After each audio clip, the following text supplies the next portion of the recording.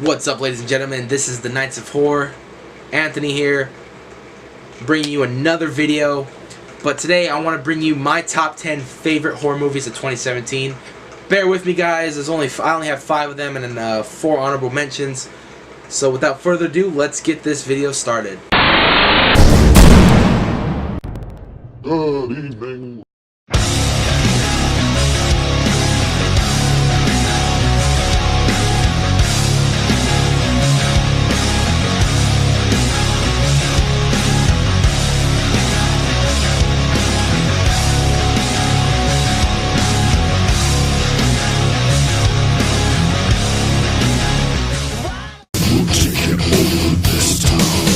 Alright, ladies and gentlemen, kicking off my number 5 horror movie this year was Split. Now, Split was very good. I walked into it, you know, I remember seeing trailers for it early, and it looked interesting, and I was, you know, interested to see how it went down. But watching it was just fantastic. It was the Unbreakable sequel. If you guys don't know what Unbreakable is, Bruce Willis, he plays, like, he's a really strong man in there, and his villain is Mr. Glass, and it's supposed to be like a superhero concept. Bruce Willis finds out a bunch of stuff that Mr. Glass did and ends up turning him in.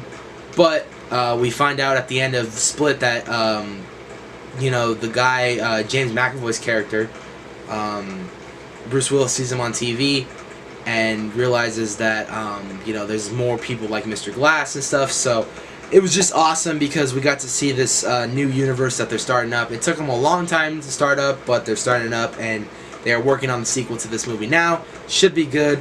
I'm really looking forward to it. Hopefully it comes out in the next year or two, but I'm looking forward to it.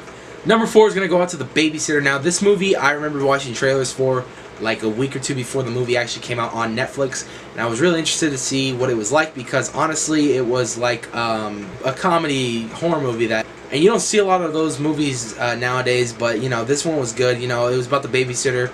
She was in a cult, and she wanted the little kid's blood, because he was like an innocent sacrifice, you know, innocent's blood. So it was just a really interesting movie, and like I said, going into it, I didn't know much about. I just you know, thought it looked good and funny, and so I watched it, and it was actually really good. They should be making a sequel pretty soon. They did set it up for a sequel, so I'm hoping that comes around, like I said, in the next year or two. But nonetheless, it was a great movie. Number 3 is going to go out to Jigsaw. Now, when I watched Jigsaw, I was really looking forward to this, only because we haven't seen a Saw movie in a while, and we thought Saw the Final Chapter was it. We thought that was going to be concluded out of the Saw franchise. Watching the trailers, we did hear John Kramer's voice a lot, so we were speculating that he was going to be in the movie. Then you find out he actually is in the movie, but it's got a complicated twist to it. Don't want to get into much detail to it. If you want to see that, I got a Jigsaw review.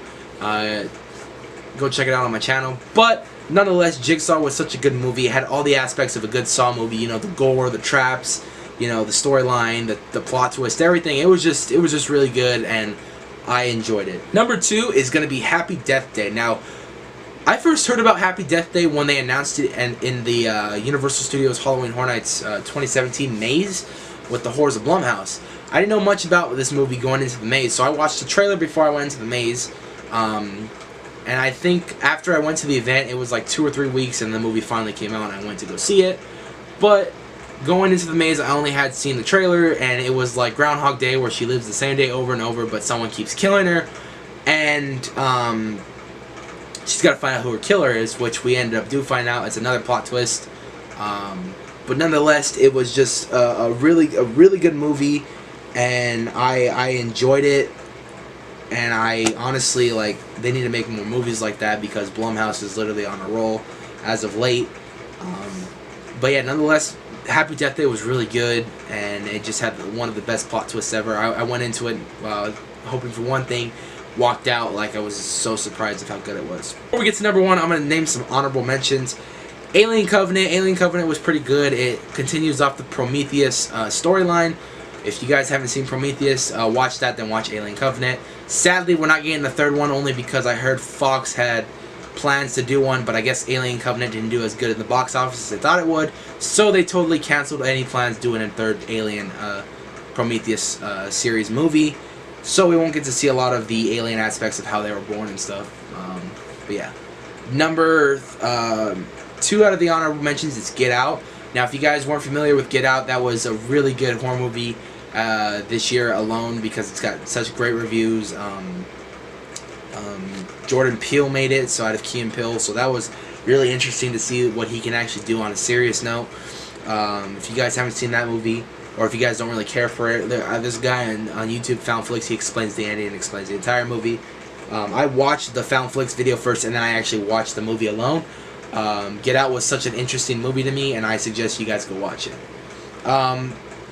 Another honorable mention is Death Note. Now, Death Note was a Netflix original movie, but it's originally an anime, but it was cool to see them bring it to life. So Death Note was a seriously interesting movie. I suggest you guys go watch it if you guys get the chance. But yeah, it was a really good movie, and I liked it. Not a lot of people liked it who were fans of the anime, but I've never seen the anime, so to me it was just awesome. Good cast, everything. And the last honorable mention is Jeepers Creepers 3. Just when you thought this Jeepers Creepers franchise was over, they made a third one. It was only in theaters for one day, but then it's, went out digital and everything. I finally got to watch it. It was great. If you love the other two, you're gonna love this one. It was just a really good movie. They really brought back the character. They really went back to his old roots and everything, so it was awesome. So number one on my top 5 horror movies of 2017 was It. Now, I knew from the start that this movie was going to be great because, don't get me wrong, I love the original. I love Tim Curry as Pennywise, but nonetheless,